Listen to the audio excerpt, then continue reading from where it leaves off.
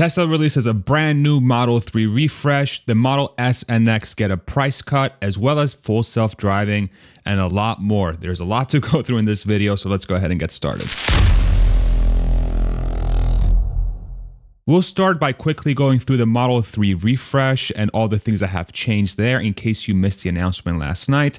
Here's what the Model 3 used to look like.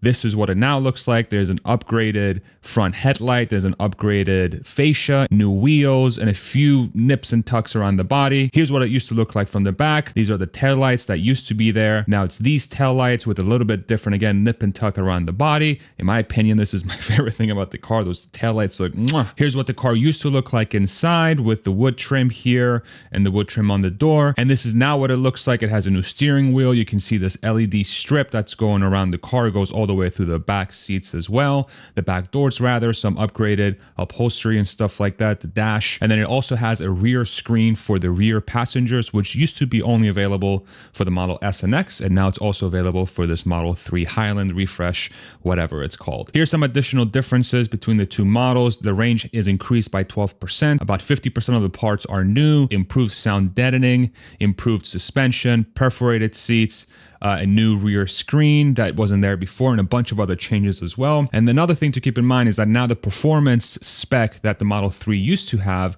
looks to be removed, at least for the time being, for the Model 3 Highland refresh. I do expect this one to come back at some point, but for now, it looks like they've yanked the performance spec for the Model 3. As far as pricing goes, the US price is still not known. They haven't changed the configurator yet in the United States and in Canada, it looks like.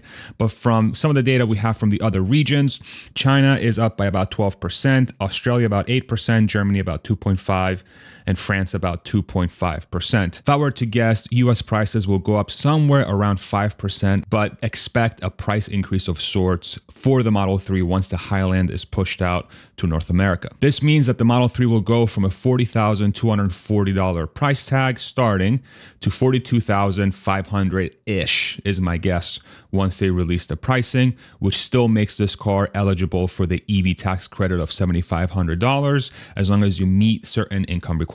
Now, moving on to the Model S and X, we have some big changes for these two cars. In case you're not familiar, this is the Model S on the top, the Model X on the bottom. This is a 5-seat sedan, and this is a configurable 5, 6, or 7-seat SUV, both really designed for the luxury upmarket segment. Now, the standard range spec for these cars has been pulled, so it's no longer available. The standard range was designed to have a lower price and a little bit less range. So now what Tesla has done is that they've removed those two specs and they've decreased the price for all their Model S and X vehicles by about 19% across the board. So what this means for the Model S from a starting price perspective is that now it starts at $75,000. Here are some of the specs for the car: 400-mile range, 150 top speed, 3.10 to 60. And this also means that the Plaid, which is Tesla's really the fastest car they have on their lineup, is $89,990 starting price, about 400-mile range, 200-mile top speed, 1.90 to 60, which is who needs that? Nobody. That's why it's cool, right?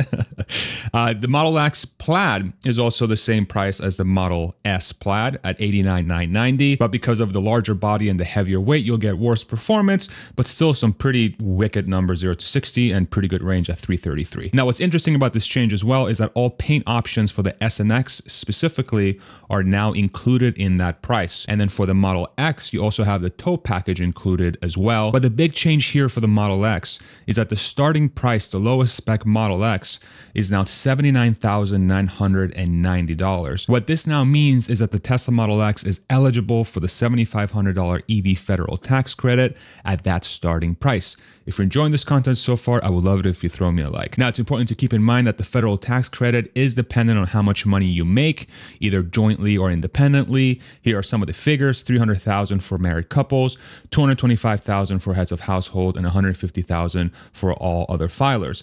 But now you have a Tesla Model X that starts under $80,000, which is where the SUV cutoff is for the EV tax credit for the cars, which now means that you can buy a Model X for $72,500, including the federal federal tax credit once you take that EV tax credit at the end of the year. And this doesn't include any state incentives like Colorado, as an example, that has an additional $5,000 tax credit on top of the existing federal credit, which means you can buy the starting spec Model X for about $67,000. Another big change that Tesla has put in place is that full self-driving capability, which is Tesla's full self-driving beta software, now starts at $12,000 instead of $15,000. And this change applies to every vehicle in the lineup, or you can also do a monthly subscription for $200 a month. Now, do feel free to pause on the screen if you'd like. What I've done is I've taken every model that Tesla offers now. I've applied the price changes, my estimates for the Model 3. That's why they're in red. We don't have the final numbers yet, but it's bound to be super close to this. I've applied the EV tax credit for the cars that qualify, and I've sorted the list from the lowest net price to the highest net price in case you're interested to see how these cars now line up against each other. Now, of course, the question becomes why? Why did Tesla make so many changes here? In the last 12 hours, we've got a brand new car, we've got price decreases for the Model S and X, we have a price decrease for the FSD software, and then this is on the tail of this Tesla Cybertruck likely being delivered in the next month or two to customers. So the first obvious one is to improve demand, lowering prices, introducing a new refresh Model 3, which has been around since 2016. These are all steps to drum up demand and to get people looking at these cars again that perhaps weren't looking at them before. But what's also interesting is that these moves will also improve margins. So even though they may have dropped the prices for the S and the X and full self-driving beta, and now that the Model 3 is a little bit more expensive, what's bound to happen is folks will buy the Model 3 now that it's refreshed at a higher price. And it's pretty likely that Tesla has improved the costs for that car as well, so that it doesn't cost as much to manufacture, given that they've gone through a lot of renovations at their factory. And this is especially true with full self-driving dropping to $12,000. Even though it's down by $3,000, that software is very high margin because it's just the flip of a switch. At this point, any sale that Tesla has for full self-driving is essentially pure margin that goes to the bottom line. And so you're way better off somebody buying your software for $12,000 versus not buying it for $15,000. And I think this is a pretty smart move by the company. You're now increasing the chances that someone's going to lose their mind and upload a bunch of videos to the internet of their car driving themselves. It's almost like a marketing move or an advertising move where they want the customers to upload their experiences of their car driving around. Now, that's as long as the car drives around properly. If it's the opposite and the car's doing all kinds of crazy stuff, it could work against them potentially. And lastly, I think this is a step by Tesla to get the lineup ready for the Cybertruck and the compact car in the next couple years. And now that we have these price changes in place and the change to the Model 3, I've tried to figure out where Tesla is likely to put in the Cybertruck and the compact car once those cars are out. Now, these obviously aren't finalized. These are just guesses from my end,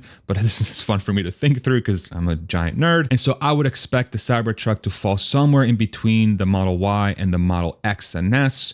And then the compact car obviously will be at the top of the list and have separation between the compact and the 3 so that people aren't really confused as far as what car they want based on their needs. Feel free to pause the screen in case you're interested in where I think these cars are going to fall in, but this is my best guess, subject to change, and it could be completely wrong. As a Tesla owner and investor, these are some pretty fun changes. I'm pretty excited about these changes. I actually have a friend that I'm talking to that might actually buy the Model X because of these price decreases. If you're interested in buying one, I have a referral link in the description below. You don't have to use it. You're not obligated whatsoever. And if you'd like to support the channel, all you have to do is click subscribe. Thank you so much for watching. I hope this was informative and helpful, and we'll see you on the next one. Take it easy, everybody. Bye-bye.